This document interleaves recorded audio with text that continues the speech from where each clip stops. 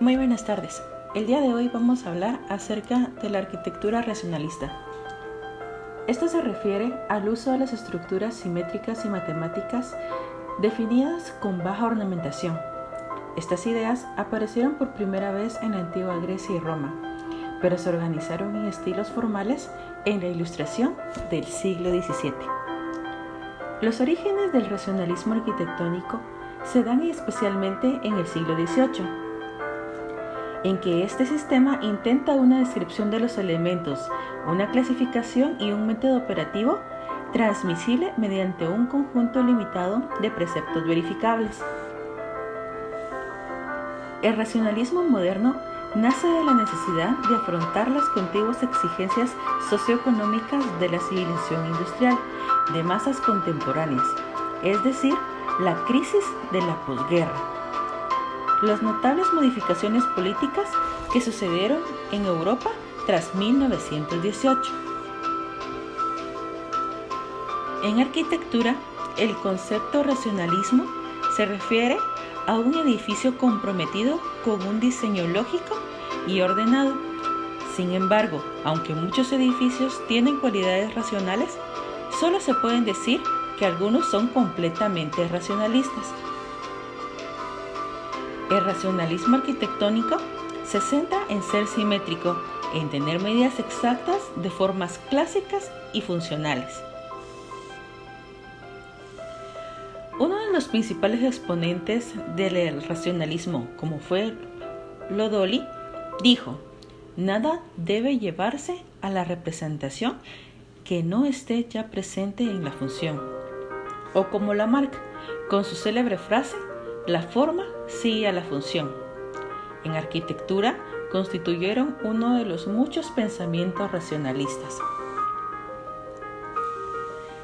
El racionalismo como estilo estricto se puede dividir en tres épocas principales o influencias: en el siglo XVII, principios del siglo XX y finales del siglo XX.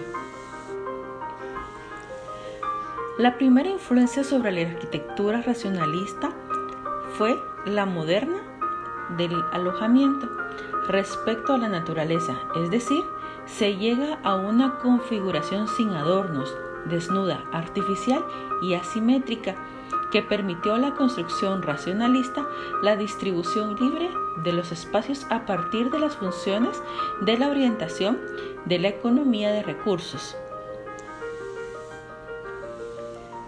La segunda influencia de la vanguardia es la renovada concepción espacial, es decir, que realiza una composición arquitectónica que parte del espacio desde el interior hasta el exterior.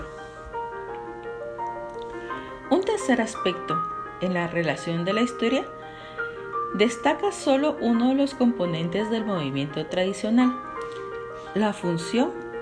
Antes, la función se ocultaba en el beneficio de la imagen, pero ahora la función se manifiesta y se obtiene la imagen a partir de ella.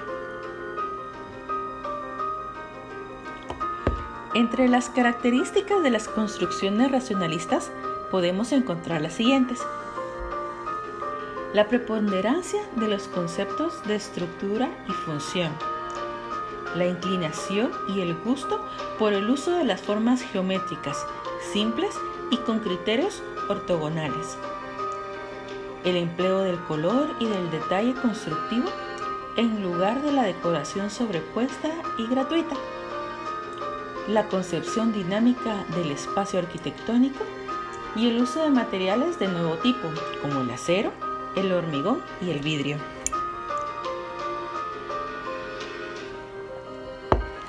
Entre los principios o postulados del racionalismo podemos encontrar que los arquitectos racionalistas, en su afán de conseguir obras en las que la estética industrial se hiciese sentir, resumían en sus construcciones los siguientes aspectos: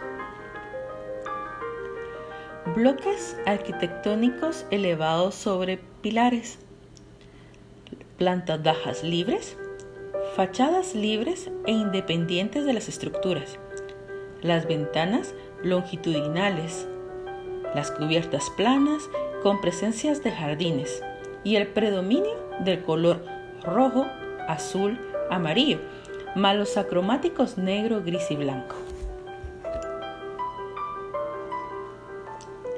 Entre los materiales del racionalismo se utilizaban los industriales, especialmente el concreto, y algunas de las ventajas que encontraban en el uso del concreto eran que era un material mucho más barato, fácil de adaptar, incombustible, no corrosivo y que ofrecía la gran posibilidad de hacer el esqueleto del edificio dejando la planta libre.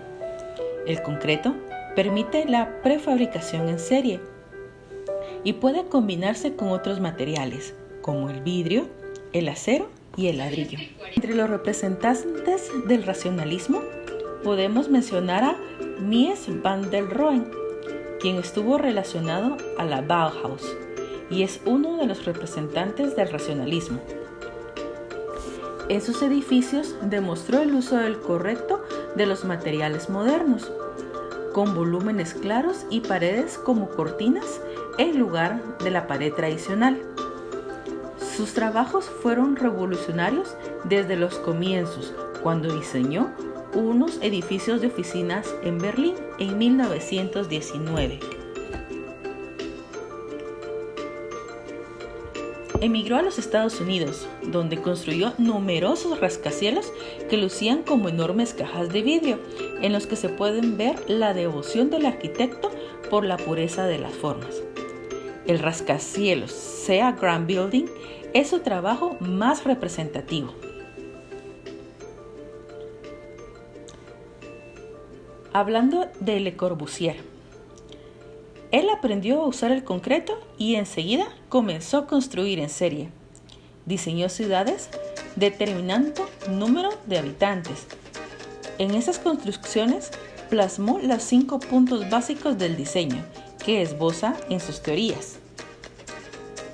Estos son el uso de los pilotes para sostener la estructura y separarla del suelo sin cortar el espacio, las fachadas libres, los jardines terraza, la multiplicación de las ventanas y el plano libre porque no hay soportes de paredes. Entre sus trabajos más populares estuvieron el Unit Habitation en Marsella, Francia, para familias de la clase obrera, y al final de su carrera, Le Corbusier modificó su racionalismo con Villa Savoye. Muchas gracias a todos por su atención.